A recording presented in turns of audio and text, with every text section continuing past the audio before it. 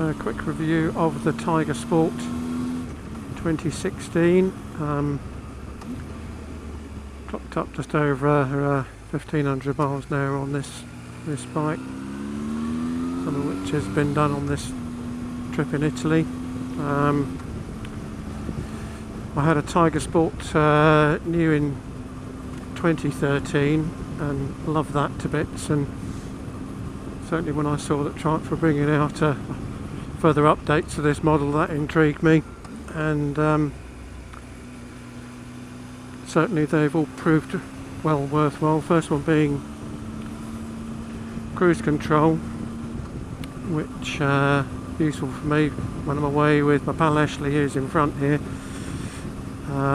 Fair bit of motorway work in France, Germany, Switzerland, Italy, wherever.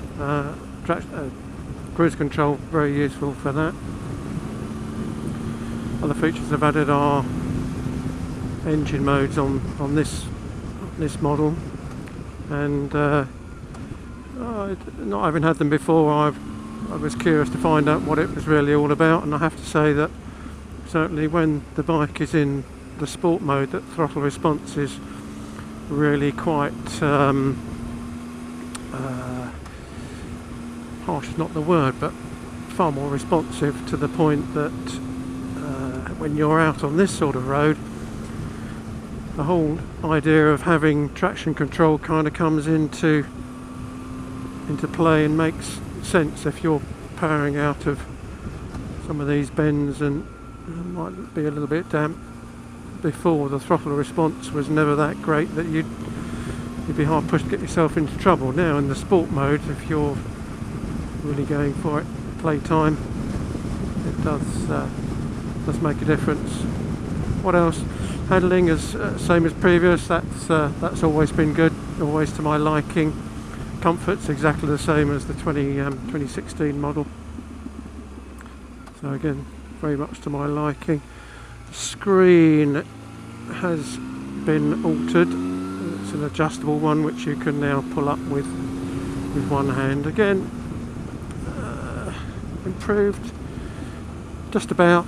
I had a Vario screen with an aerofoil on my previous bike, which improved things over the standard screen. So the standard screen, small improvement, but realistically, if you were doing a lot of motorway miles, you probably need something taller. I'm 5'11", and possibly another 3 or 4 inches higher might give you even better protection behind the screen at motorway speeds. But somebody will probably release an aftermarket item that will do that job, so it'll be interesting to see what comes out on the forums. What else about the bike? Obviously anti-lock braking. Oh yeah, talking about the brakes. Anti-lock brakes, yes, and they have also decreased the amount of effort needed to pull the bike up with just 2-finger braking now. Very pleasant, strong, controlled.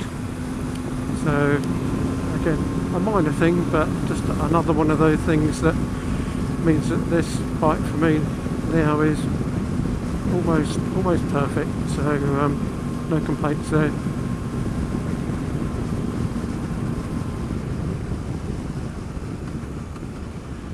If you're wondering where we are, we're in northern Italy, near Savona, heading back down to the coast. We've been through the Asti region today, mixed bag of wet and dry. So this bit this afternoon has been very enjoyable on drier roads.